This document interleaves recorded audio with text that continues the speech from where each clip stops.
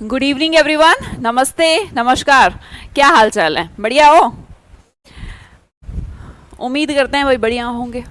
हाँ जी, आज का आपका टॉपिक है रिलेटिव प्रोनाउन। अब बेटा ये ऐसा प्रोनाउन है, अगर आप किसी भी कॉम्पिटिटिव एग्जाम की तैयारी कर रहे हैं तो जो प्रोनाउन में से सबसे ज़्यादा चांसेस हैं एरर पूछने की, इम्प्रूवमेंट पूछने की, वो आपका रिलेटिव प्रोनाउन। और बच्चों को ना हमेशा कंफ्यूज करता रहता है कि यार क्या सीन क्या है इसका। भाई ये इतना आसान है, इतना आसान है, इतना आसान है। आज की बस ये वीडियो देख लीजिएगा, उसके बाद आपको रिलेटिव प्रोनाउन में कभी कोई भी प्रॉब्लम नहीं आएगी और मैं कोशिश करूंगी आसान से आसान तरीके से आपको समझाने की। सबसे पहले तो देखते हैं कि ये रिलेटिव प्रोनाउन मतलब किस बला का नाम है क्या। भाई पहली बात तो ये प्रोनाउन है, और प्रोनाउन आप जानते हैं वो सब काम कर सकता है जो एक नाउन कर सकता है, क्योंकि प्रोनाउन है ही क्या, नाउन की जगह को रिप्लेस करके प्रोनाउन लगा दिया जाता है ना। तो इसे क्या, जैसे मैंने कहा Ram is a good boy, तो मैं किसके बारे में कह रही हूँ? राम के बारे में कह रही हूँ। फिर मैंने उसके बारे में आगे मैं उसके बारे में कुछ पैराग्राफ उसके बारे में और बताना मैंने शुरू करा, तो मैं बार बार राम तो यूज करती ही नहीं हूँ। क्या यूज कर लेती हूँ? ही यूज कर लेती हूँ। इतना इतना छोटा सा बेसिक आप मेरा जानते होंगे, तो मैं ऐसा समझ रही हूँ कि इतना तो आप जानते होंगे। तो जब नाउन की जगह पर जिस चीज को यूज कर लिया जाता है उसे हम प्रोनाउन कहते हैं, और इसका नाम प्रोनाउन नहीं रिलेटिव प्रोनाउन है। मतलब कि ये रिलेटिव है, रिश्तेदार है, रिश्तेदार है, रिश्ता बनाता है। किसके साथ रिश्ता बनाता है? नाउन के साथ रिश्ता बनाता है रिलेटिव प्रोनाउन। चलिए थोड़ा सा एग्जांपल की हेल्प से समझें। देखिए सबसे पहले तो मैं रिलेटिव प्रोनाउन होते कौन कौन है, क्या क्या है मैम रिलेटिव प्रोनाउन। देखिए बेटा, आपके सिर्फ 4 ही रिलेटिव प्रोनाउन आपको महसूस होंगे अगर आप किसी भी एग्जाम की तैयारी कर रहे हैं। आपने देखा या तो हु, या फिर whom, या फिर which, या फिर that। ये चारों रिलेटिव प्रोनाउन हैं। ठीक है मैम, अब पहले देख लेते हैं who और whom क्या होते हैं। who और whom है तो रिलेटिव प्रोनाउन, यूज किसके लिए होते हैं? मैंने कहा बेटा पर्सन के लिए होते हैं। ठीक है मैम, इतना हम समझते हैं कि who भी तो हम पर्सन के लिए यूज करते हैं और whom भी। चलो ठीक है, आगे की कहानी समझाएंगे जहां कंफ्यूजन है। मैंने कहा which किसके लिए यूज होता है? आप कहेंगे थिंग्स के लिए यूज हो सकता है, वैसे तो हम कहें एनिमल्स के लिए भी हो सकता है, आगे डिस्कस करेंगे। और तीसरा है आपका डेट। अब ये जो डेट है ना, ये दोनों के लिए यूज होता है, इसके लिए भी यूज हो सकता है और इनके लिए भी यूज हो सकता है। ये है कंफ्यूजन। ये तो बात मैं 1 मिनट में समझा दूंगी आपको कि क्या है। ये आपको थोड़ा कंफ्यूज करेगा, इसका कंफ्यूजन भी आज की वीडियो में हम खत्म कर देंगे। आगे बढ़ते हैं, समझिएगा। मैं आपको एक एग्जांपल से समझाती हूँ कि रिलेटिव प्रोनाउन केस क्या है। देखिए, जब भी आपको 2 क्लॉजेस, 2 सेंटेंसेस को आपस में जोड़कर एक करना है, ठीक है, जैसे एग्जांपल से देखो है ना, थ्योरेटिकल वे में बिल्कुल पढ़ा करो, फालतू की चीजें, भारी भारी शब्दों का कुछ नहीं करना हमें, एकदम आराम से समझो। आई नो द मैन, मैं उस आदमी को जानता हूं। I know the man is very intelligent. Okay जी, I know the man is very intelligent. सबसे पहले ये देखो दोनों में कॉमन क्या है, और आपको महसूस होगा जैसे आपने देख लिया, मिल भी गया होगा। लिख दो कमेंट सेक्शन में क्या कॉमन है। आप कहेंगे मैम द मैन कॉमन है, द मैन कॉमन है, राइट। इतनी बात तो एकदम बेसिक से बेसिक बच्चा भी समझ गया। ठीक है मैम, समझ गए। अब क्या करना है? अब हमें क्या काम करना है? इन दोनों को ना इकट्ठा करना है भाई। अब इकट्ठा करने के लिए हमें क्या करना पड़ेगा? ये तो कॉमन है, बार बार थोड़ा ना लिखेंगे आई नो द मैन। अब क्या मतलब, फिर इकट्ठा क्या किया है आपने? इकट्ठा करने के लिए हमने रिलेटिव प्रोनाउन का यूज करना है। समझिएगा, पहला सेंटेंस जो फर्स्ट सेंटेंस रहता है वो यूं का यूं लिखिए, आई नो द मैन, ठीक है।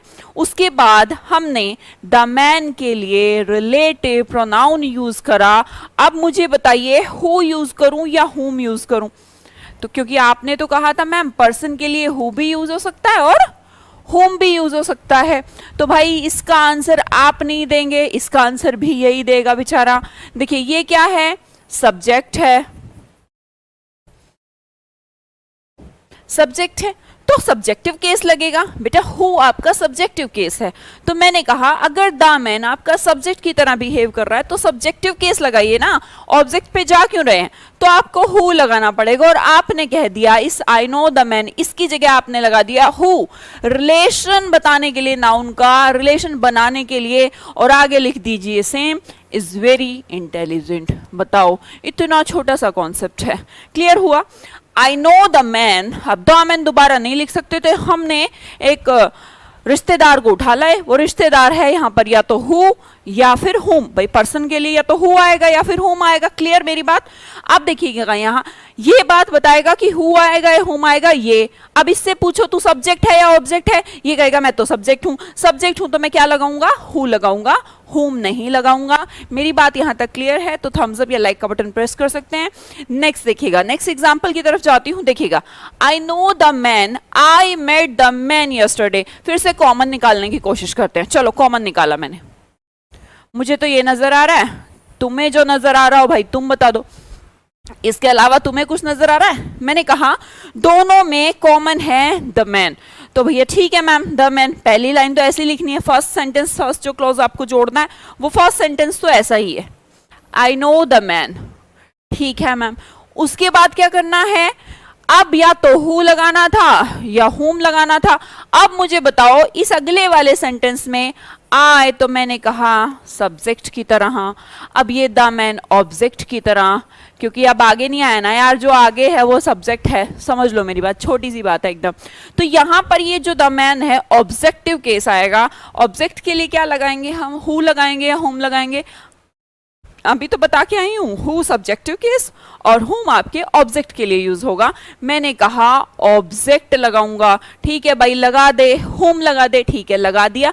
उसके बाद क्या है, same I met the man पहले ही आ गया, आई मेट यस्टरडे। बात समझ में आई, क्लियर, हु और हुम का कॉन्सेप्ट क्लियर, कि सब्जेक्ट बन रहा है तो हु लगाया, ऑब्जेक्ट बन रहा है तो हुम लगाया, ठीक है जी। नेक्स्ट देखते हैं, अब इससे आपको क्या समझ में आया, जो बात समझ में आई, जो कॉन्सेप्ट, भाई एक पर्सन के लिए दो रिलेटिव प्रोनाउन यूज हो सकते हैं, एक तो हु और एक हुम। पर हु कब यूज होगा, सब्जेक्ट हो जब, और हुम कब यूज होगा, जब ऑब्जेक्ट हो। ऐसा हमने लास्ट एग्जाम्पल में भी देखा, जब द मैन सब्जेक्ट था तो हमने हु लगाया, जब द मैन ऑब्जेक्ट था तो हमने हुम लगाया। यहां तक की बात क्लियर गाइस। चलो आप बेसिक चीज तो समझ गए हैं, आगे बढ़ती हूं, चलो आगे बताओ। They have the watch is made in Japan. तो मैंने कहा बताओ क्या कॉमन, आप कहेंगे मैम ये वॉच कॉमन लग रही है, ठीक है भाई तुम्हें क्या लग रही है, मुझे भी यही कॉमन लग रही है, तो कॉमन तो आ गई। पहला सेंटेंस यूं क्यों, बनाओ जल्दी से रिलेटिव प्रोनाउन, कैसे बनाएंगे, दे हैव द वॉच, ठीक है। आगे क्या आएगा, इस सेंटेंस को पूरा लिखने के बाद यहाँ ये जो रिश्तेदार है, इस रिश्तेदार का नाम क्या है, रिलेटिव प्रोनाउन। पर कौन सा रिलेटिव प्रोनाउन, हु यूज करूं, होम यूज करूं, विच यूज करूं, डैट यूज करूं। तो बेटे बताया था मैंने चीजों के लिए क्या यूज करते हैं, विच यूज करते हैं। यहां पर विच सब्जेक्टिव केस है, सब्जेक्ट है या ऑब्जेक्ट है, आप कहेंगे मैम सब्जेक्ट है क्योंकि द वॉच सब्जेक्ट बन रहा है। तो मैंने कहा विच लगाकर which is made in Japan. बात क्लियर, बहुत आसान है जी मैम, बिल्कुल आसान है।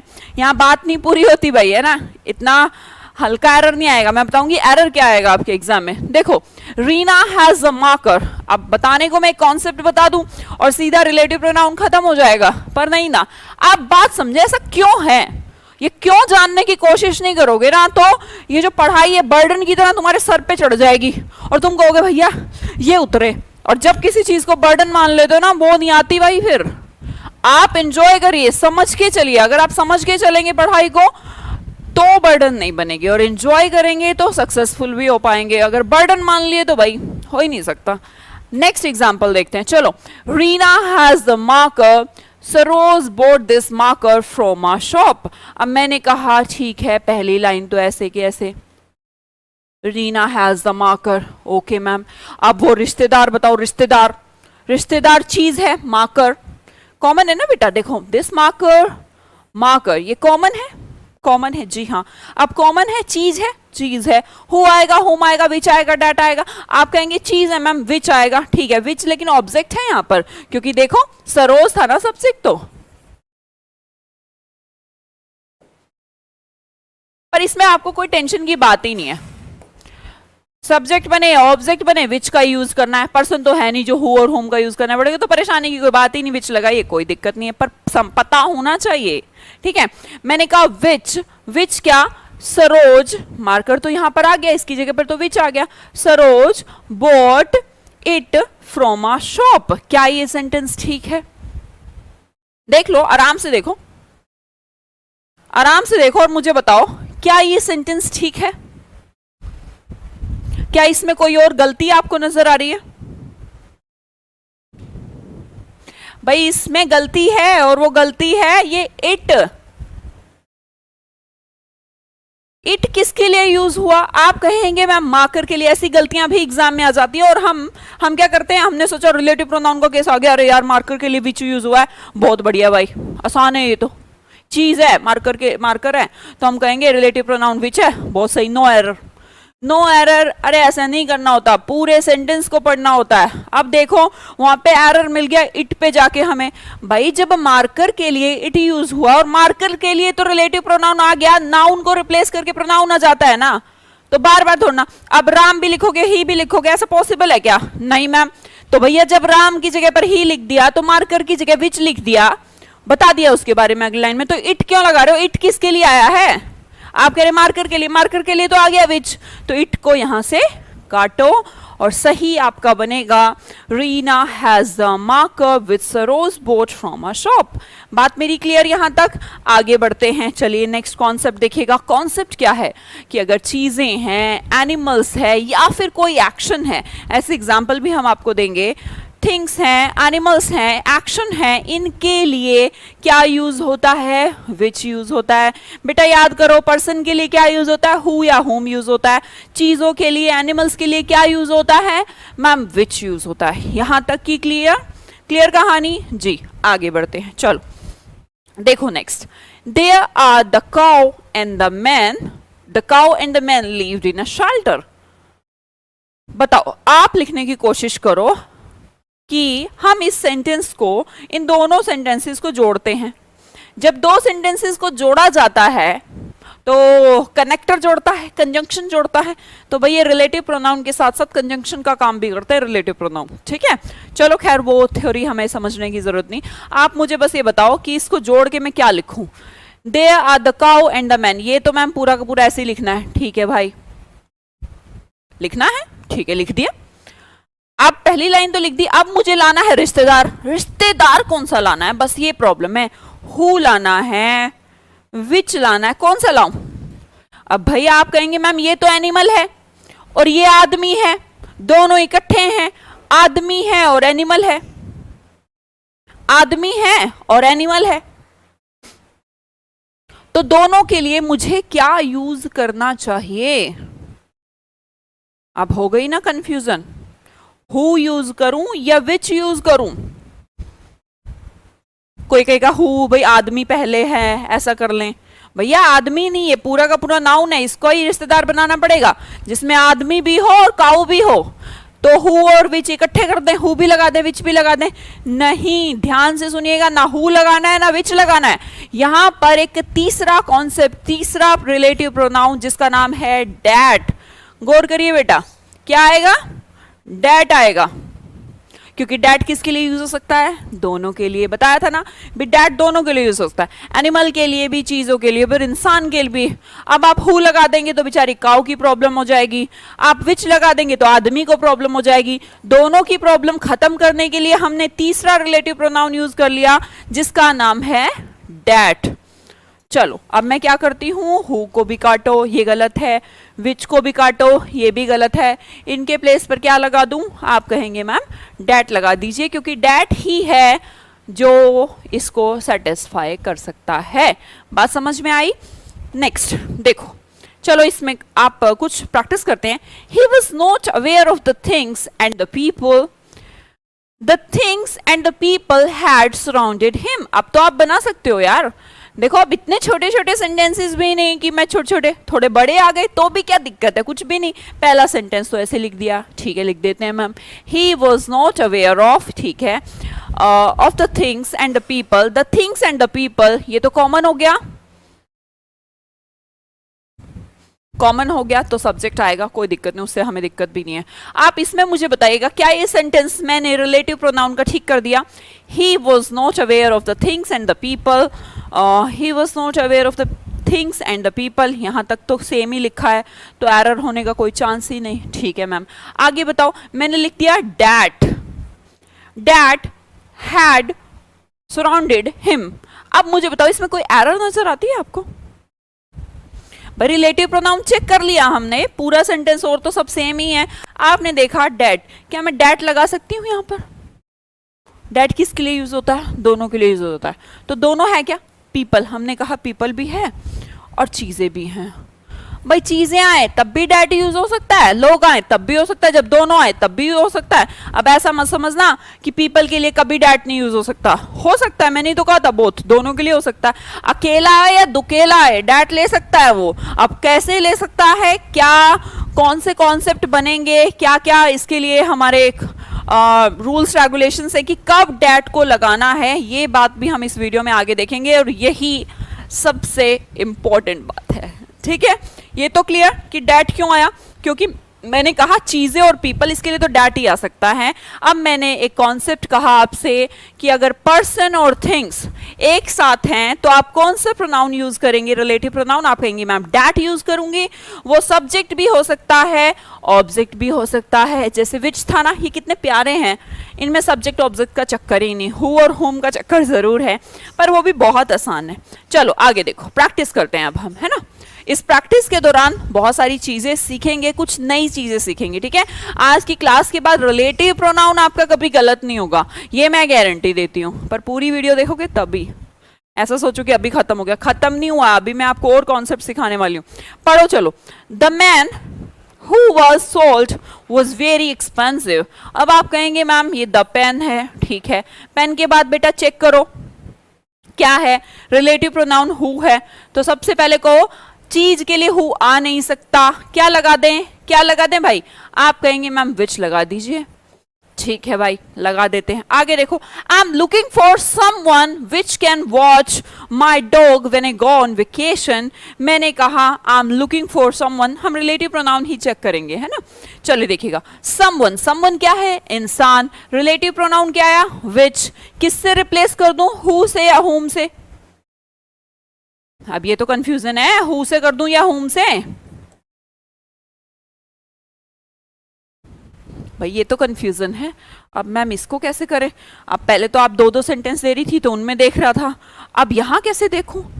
भाई एक तरीका है, आपके क्वेश्चन में ये देखो कितनी सब्जेक्ट है और कितने वर्ब हैं।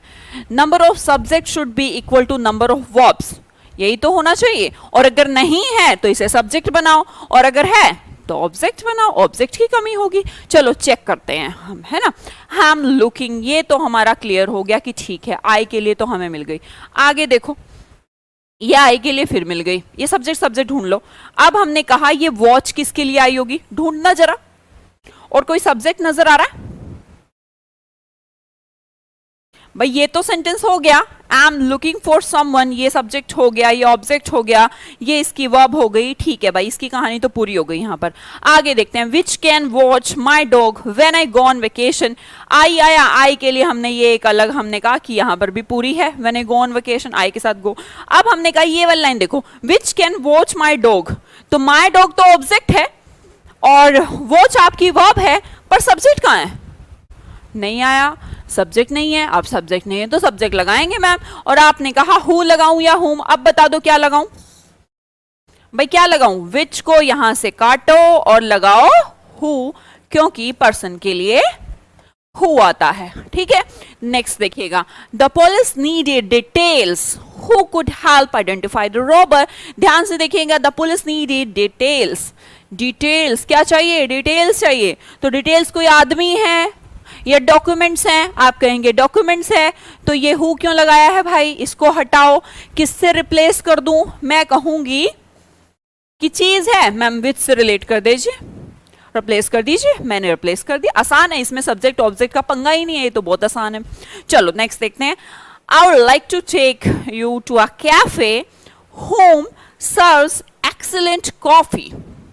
अब देखिए, आइए सीधा, I would like to take you to a cafe. Cafe देखिए, एक ध्यान रखिएगा, रिलेटिव प्रोनाउन, इससे पहले जो नाउन आई है उसका ही तो रिश्तेदार है। कैफे के लिए आपने होम रिलेटिव प्रोनाउन लगाया, क्या ये सही है? आप कहेंगे नहीं मैम, अभी आपने सिखाया है कि भाई होम तो हु और होम तो आदमी के लिए आते हैं, कैफे के लिए तो विच आएगा मैम। ठीक है भाई, विच आएगा। क्लियर यहां तक बात? चलो आगे देखते हैं। The people whom live next door are not very friendly.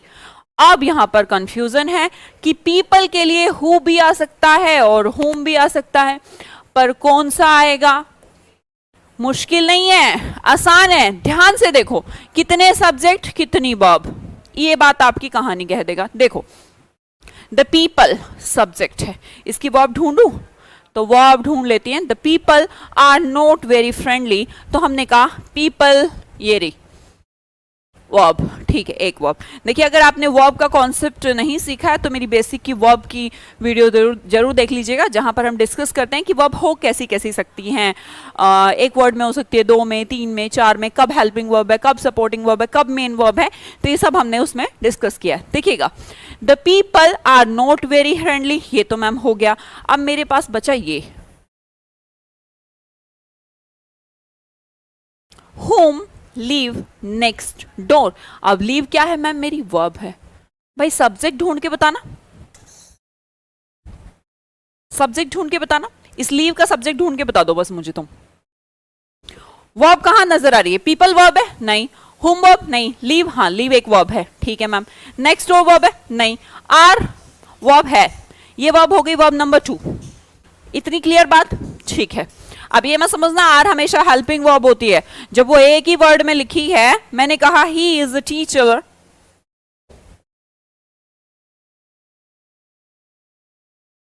तो इज क्या वर्ब नहीं है?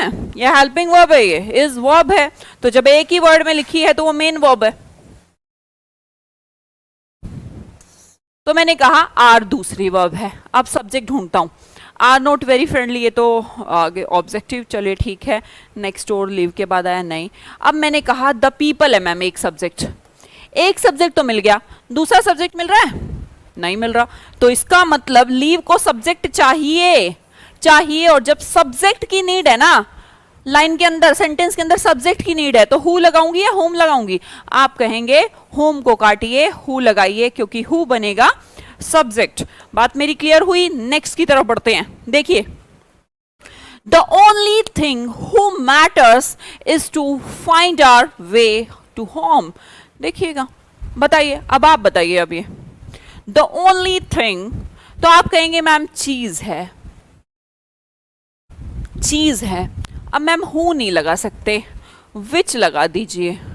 पर मैं कहूंगी विच भी मत लगाइए, डैट लगाना होगा। अब समझते हैं कि ये क्या हो गया, झटका सा लगा एकदम, ये क्या हो गया, है ना? पर कुछ नहीं हुआ, मैं बताती हूं आपको इसका कारण।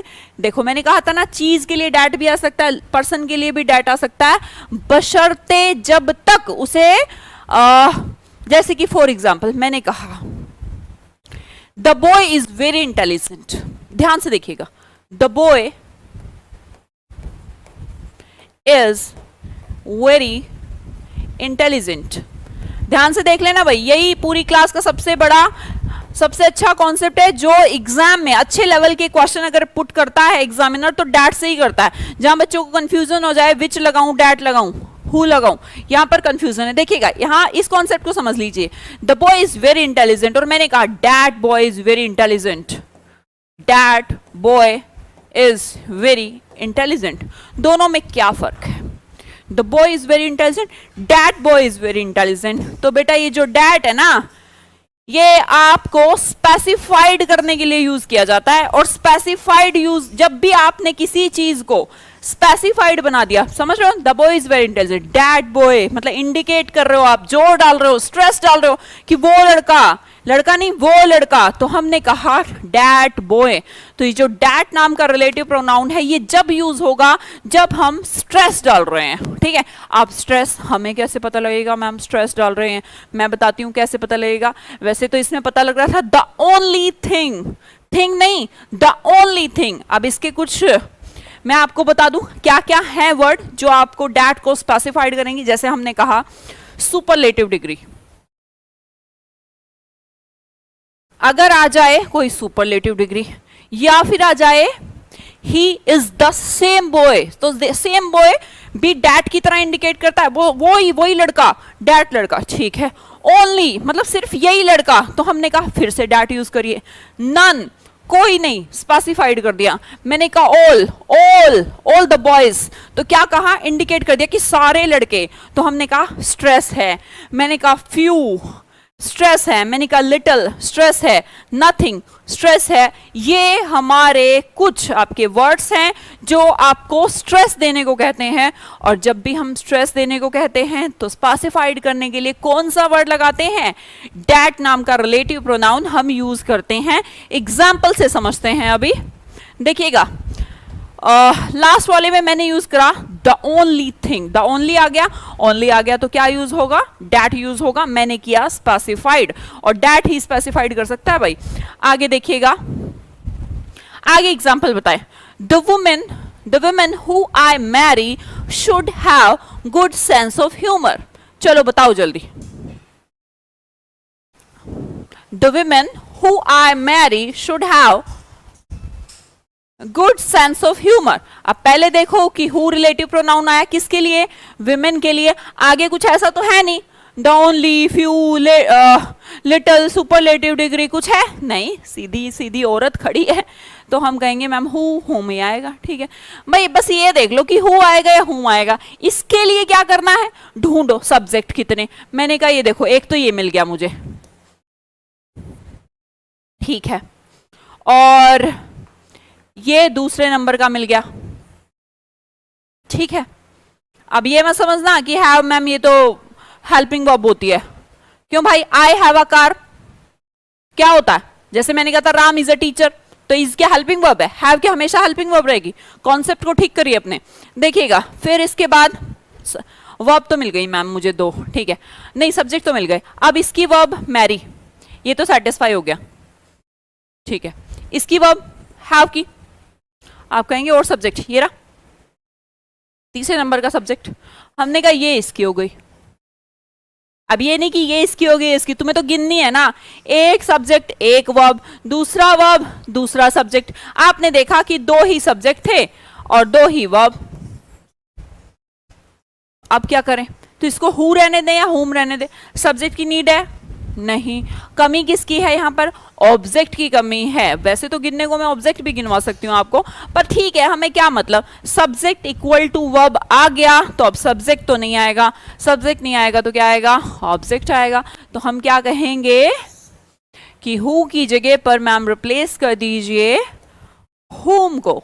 हु की जगह किसको रिप्लेस कर दीजिए? हुम को। क्लियर? आगे देखो, the teacher punished the boys who we had seen there.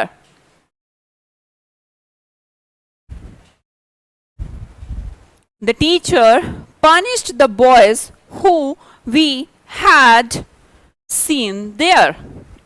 देखिए, अब आपने देखा कि मैम बॉयज के लिए हु आया है, ठीक है भाई, कोई दिक्कत थोड़ा ना, पर दिक्कत ये है कि हु आएगा या हुम आएगा। तो आपने कहा टीचर के लिए तो मैम पनिश्ड, एक सब्जेक्ट एक वर्ब, ठीक है भाई, पनिश द बॉयज, यहां तो क्लियर हो गया। वी के लिए मैम ये सीन, वी के लिए क्या आ गया? सीन, ये दोनों भी क्लियर हो गई। अब इसका सब्जेक्ट इसकी वर्ब, ये सब्जेक्ट इसकी वर्ब, किसकी कमी? सब्जेक्ट की कमी नहीं, तो क्या लगाएं? हु नहीं हुम लगाइए। क्या लगाइए? हु नहीं हुम लगाइए, ठीक है। आगे देखिएगा, they will accept the offer who you will offer to them. They will accept the offer, who आएगा? ऑफर के लिए हु आएगा नहीं। ऑफर क्या है? आप कहेंगे मैम विच लगाइए, ठीक है भाई, लो मैंने विच लगा दिया, ये तो सिंपल है, इसमें सब्जेक्ट ऑब्जेक्ट का प्रॉब्लम ही नहीं है, सब्जेक्ट आएगा, मैंने कहा विच, ठीक है, ओके। नेक्स्ट देखिएगा, I called the same man whom I met in the club last month। आपने कहा मैन के लिए हु आएगा, ये भी ठीक है, पर ठीक नहीं है, गलत है ये सेंटेंस। आपको मैंने कहा था ना, जब आपको कुछ ऐसे वर्ड मिल जाए, ओनली, सेम, लिटल, फ्यू, ऐसे वर्ड्स के साथ सुपरलेटिव डिग्री इनके साथ, देखिएगा ना, I called the same man, ये स्पेसिफाइड किया गया, जोर डाला गया, सेम मैन, तो द सेम के साथ आपको डैट का यूज करना पड़ेगा। और आपने कहा मैम यहां पर हु को हटाइए, द सेम की वजह से, द सेम इंडिकेशन है कि यही आदमी, तो आप क्या करते हैं, डैट का यूज करिए, ठीक है। ये मैंने कहा था, इन चीजों का जरूर ध्यान रखेंगे। नेक्स्ट सेंटेंस की तरफ आते हैं। सेंटेंस है, she is the woman who you can always rely upon. Women है मैम, हु आएगा, चलो ठीक है, चेक कर लेते हैं हु आएगा या हुम आएगा, इसके अलावा तो कुछ है नहीं।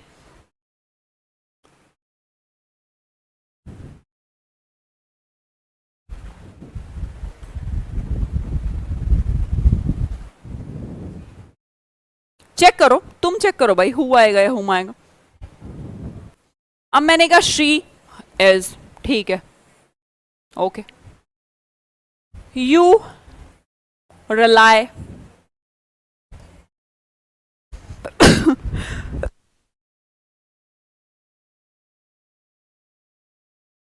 सॉरी, rely, मैंने कहा यू एक सब्जेक्ट, rely इसकी वर्ब, ठीक है, शी सब्जेक्ट, इज इसकी वर्ब। अब मैंने कहा हु का क्या यूज, भैया सब्जेक्ट वर्ब अपने आप में सेटिस्फाई है, ये भी सेटिस्फाई है, क्यों इनका घर तोड़ रहा है बीच में आके, तू एक काम कर, सब्जेक्ट नहीं ऑब्जेक्ट बन जा, हुम। बात क्लियर हुई। आगे देखिएगा, he is the same person who was present at the wedding party last night. देखिए फिर से द सेम आ गया, द सेम पर्सन वही पर्सन है, तो हु को हटाकर किसका यूज करिए, डैट का यूज करिए। किसका यूज करेंगे गाइस, डैट का यूज करेंगे। नेक्स्ट स्लाइड की तरफ बढ़ते हैं। Mammoths were a species of elephants who lived millions of years ago but are now extinct. ढूंढिए क्या एरर हो सकता है।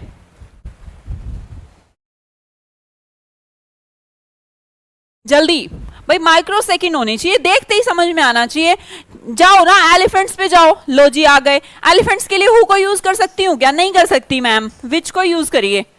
कोई ऐसा वर्ड तो नहीं है जो स्पेसिफाइड कर रहा हो, नहीं कर रहा, तो क्या लगाएं, विच लगाएं। क्यों इतना जोर लगाना, दिमाग पर लगाना ही नहीं। आगे देखो, घबराना नहीं, बड़े बड़े सेंटेंस हैं, तो क्या हो गया, he is the best which we can do for you, but if you are expecting more then you can look for some other options। मैंने कहा the best के लिए which use हो रहा है, क्या ये सही है, हाँ सही है मैम, सही है, लग तो सही रहा होगा, पर याद करिए मैंने कहा था superlative degree, superlative degree, the same, only, none, nothing, few, little, ये वो वर्ड हैं, ज्यादा तो हैं भी नहीं यार। एग्जाम्पल 7-8 एग्जाम्पल कर लो, बात खत्म हो जाएगी। मैंने कहा superlative degree, this is the best, मतलब कि देखो आपके पास 10 शर्ट थी, ठीक है, आपको पार्टी के लिए जाना था, आपकी मम्मी कहती हैं कि ये है ना, ये सबसे अच्छी है, तो उन्होंने क्या करा, उन शर्ट्स में से स्पेसिफाइड कर दिया कि this one is the best. Clear हुई मेरी बात। और जब आप स्पेसिफाइड करते हैं डैट बॉय, तो इसका मतलब विच नहीं, डैट का यूज करते हैं। आपने कहा विच हटाइए, डैट लगाइए, ठीक है। नेक्स्ट में देखते हैं हम, she loss everything and everybody who reminds her of her ex boyfriend. वो उस हर चीज से नफरत करती है जो उसके एक्स बॉयफ्रेंड की उसको याद दिलाए। तो कोई दिक्कत नहीं है, हु पे जाइए, ठीक है मैम। हु किसके लिए आता है, इंसान के लिए। क्या इससे पहले कोई इंसान नजर आ रहा है, आप कहेंगे नहीं इंसान तो नहीं, तो इंसान नहीं है, डैट लगाऊं या विच लगाऊं, एवरीबडी, एवरीथिंग, कुछ स्पेसिफाइड वर्ड है, नहीं है मैम। दोनों को दिखाना है मुझे, दोनों को दिखाना है, जिसमें इंसान भी हो सकता हो और चीज भी हो सकती है, एवरीबडी भी हो सकती है, एवरीथिंग भी हो सकती हो, तो वो क्या है, वो है डैट। जो दोनों के लिए यूज किया जा सकता है। देखिए आपने अगर पूरी क्लास देखी है तो मैं गारंटी दे सकती हूं आज के बाद आप कंफ्यूज नहीं होंगे हु और हुम में। सब्जेक्ट ऑब्जेक्ट ही नहीं, एक तो ये एरर आता है, पेपर की बात कर लेते हैं, ठीक है। दूसरा आता है कि आप डैट कैसे लगाएं, तो डैट के लिए मैंने आपको केस बता दिया कि कब लगाया जा सकता है डैट। दोनों आ जाएं तो क्या लगाएं, इंसान आ जाए तो क्या लगाएं, एनिमल आ जाए तो क्या लगाएं, दोनों आ जाएं तो क्या लगाएं, हु और हुम में से क्या लगाएं, और डैट को कब लगाएं। बस इतनी सी बात है, मतलब कि गिनी गिनाई 5 बात ओनली। और मैंने विद कॉन्सेप्ट आपको सिखा दिए। वीडियो अगर पसंद आई और आप चाहते हो ऐसी छोटी छोटी वीडियोस अलग अलग कॉन्सेप्ट पर, आपके एरर गलत ना हो, इंप्रूवमेंट गलत ना हो, मैं लाऊं, तो मुझे कॉमेंट सेक्शन में प्लीज बताइएगा, ठीक है। Bye bye, see you guys.